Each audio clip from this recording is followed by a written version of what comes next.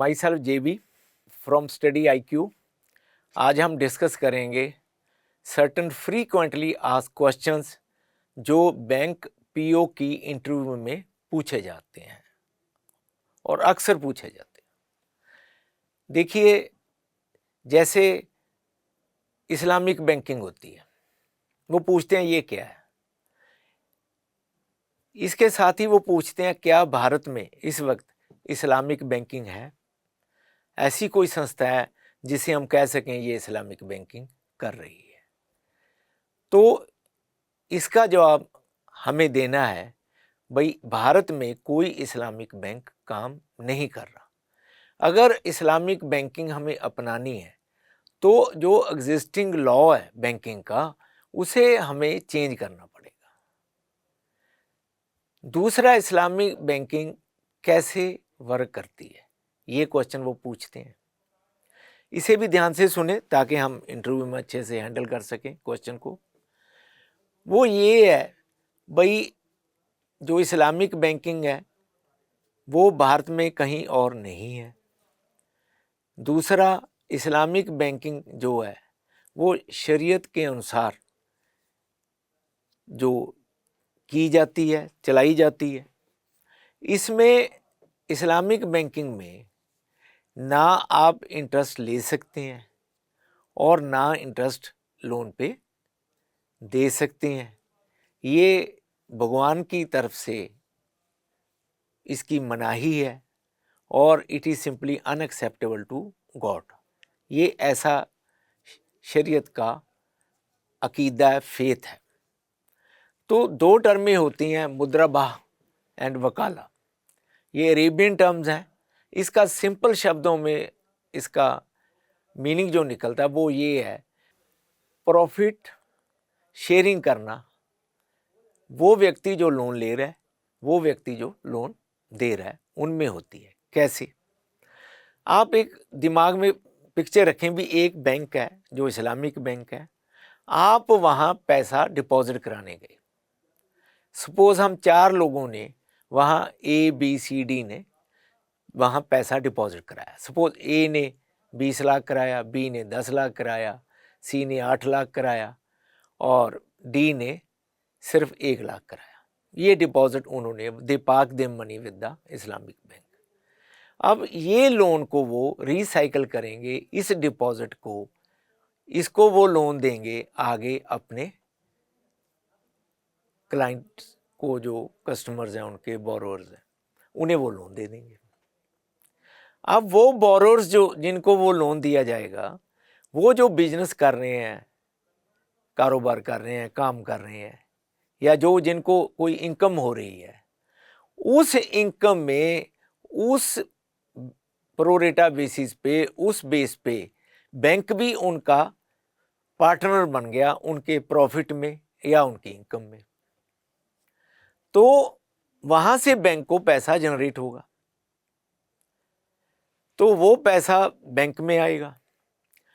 उसी पैसे से बैंक वर्कआउट करेगा, क्या बैंक को कितना प्रॉफिट हुआ, और उस प्रॉफिट में जो डिपॉजिटर्स होंगे, जिनका जिस ढंग से डिपॉजिट है, उनमें वो शेयर करेंगे।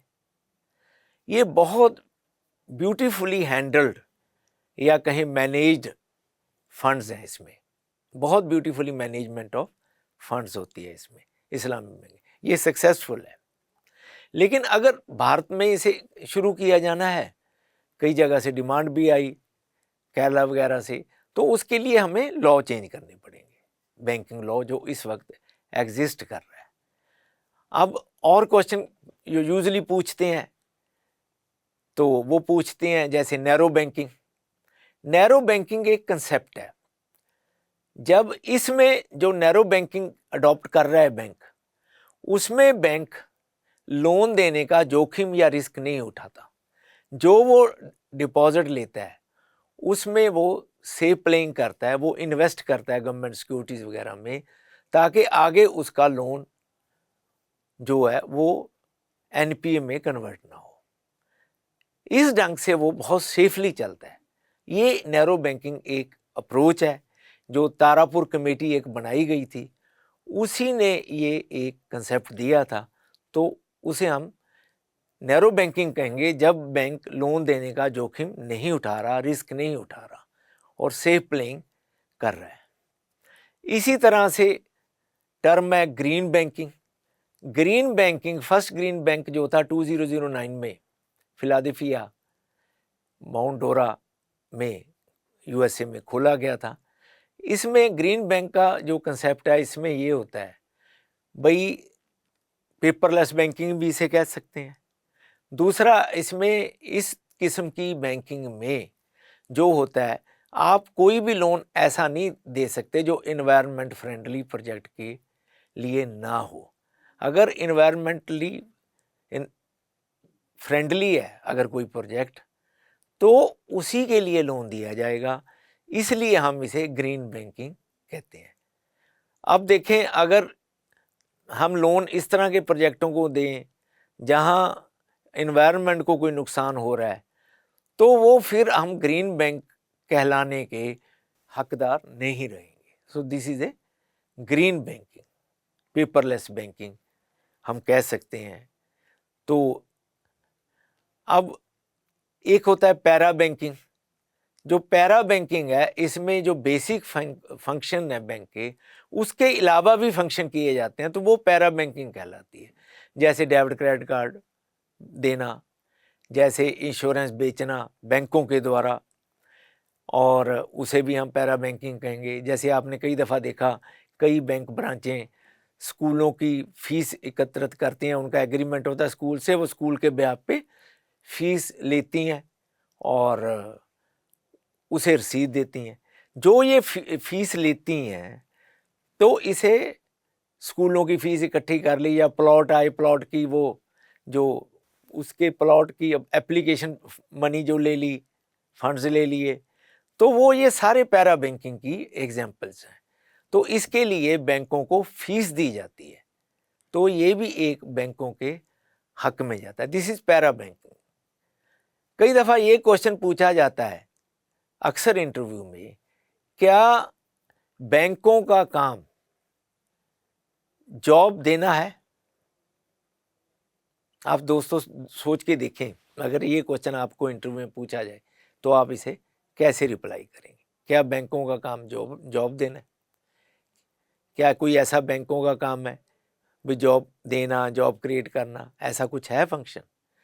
तो हम इसका फ्रेंड्स रिप्लाई ये देंगे भी, जॉब क्रिएशन, जॉब बांटना, जॉब देना, ये काम बैंकों का नहीं है। ये तो ठीक है, हम डिफरेंट सेक्शन ऑफ सोसाइटी की फाइनेंशियल नीड्स को केटर करते हैं, उनकी नीड्स को पूरा करते हैं, चाहे वो कोई प्रोजेक्ट लगाने के लिए हो, या डोमेस्टिक यूज़ के लिए हो, या डिफरेंट उनके काम हो, पर्सनल लोन हो, या कोई व्हीकल खरीदना हो, तो वो सारी ज़रूरतें हम उनकी फाइनेंशियल पूरी करते हैं। तो इसका जो है ये हमारा पर्पज़ रहता है। हम इस तरह के फंक्शन करते हैं, पर हम कोई जॉब क्रिएशन के लिए बैंक नहीं बने हुए।